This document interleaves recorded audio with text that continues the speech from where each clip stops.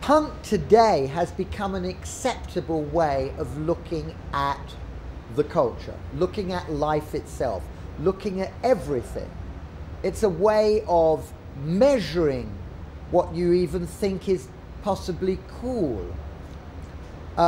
Whereas yesterday, 30 years ago, punk was shockingly unacceptable to the same kind of people. But today, most of those punks back in 1976 are your bank managers, your insurance agencies, your entrepreneurs, your heads of advertising. These are all the old punks. They're all in control of London to some extent. That begs a big question, which is, well, are they still punk? Well, probably they are to some extent in the way they think philosophically, in the way they define what they believe is cool. I'm still basically a student of punk. I'm still trying to understand how it came to be so important and so successful and such a phenomenon. I never anticipated that, even though I ardently am born a punk, but I've never thought it could ever have been quite as successful in the most ordinary sense of the word, you know, literally behind so many products. You know, Christian Dior, designed by John Galliano, is successful because it's part punk.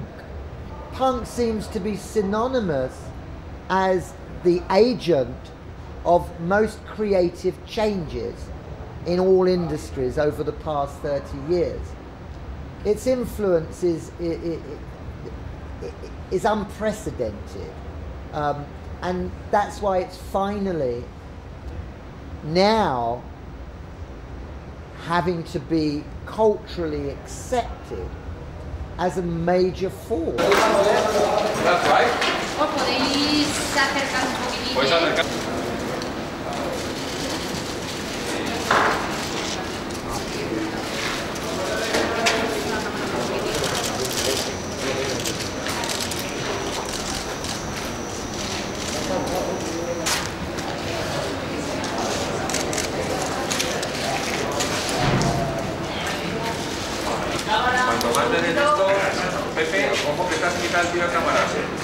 Because some people think it's just music, some people think it's maybe just a fashion. Actually changed the whole cultural landscape of the planet.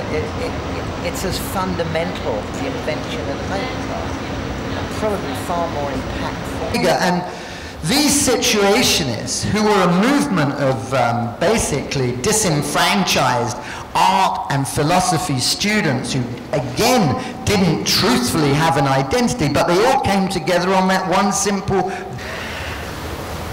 And I started from, let's say, the posh end, the rich end, Sloane Square end, and walked this street. But nobody seemed to notice me at all. As being a fake culture, purely propaganda, and of no consequence. By my grandmother to read and write, to me at all. And most of my days were, truthfully, a pork and sherry merchant, better known as Sandyman. So there's some strange connection between by these military types, and it was a very peculiar kind of wine tasting because it was basically about sex. A point that really just after the war. And I was brought up, a Portuguese lady was my grandmother. That way, you might could possibly change the culture. And at the same time, we were going to endeavour to create the most brilliant, flamboyant, magnificent failure culturally ever. And that became known as punk. And the group, some of them, became the Sex Pistols. And slowly the tribe built. And it was so powerful, so extraordinarily sexual, so culturally subversive, and heaps of style, that it couldn't fail to ignite a new generation who unquestionably were looking for trouble. And that trouble became part of the whole punk ethic. Everybody wanted to do it. Byron, Keats, Shakespeare. And everything was in black. Why? Because black represented as a colour loneliness, tiredness and boredom. And it denounced the notion of the frill. To take a pair of ordinary trousers and change its colour, first of all, from green to black. That's the first, and that's as far as it goes. But how could we do something more revolutionary? I decided to put a zip in a pair of trousers that went not just down to the crotch, but actually went further, that actually went halfway up the arse. If you had a hard-on or whatever, first of all, it's wonderful because you can pee so easily.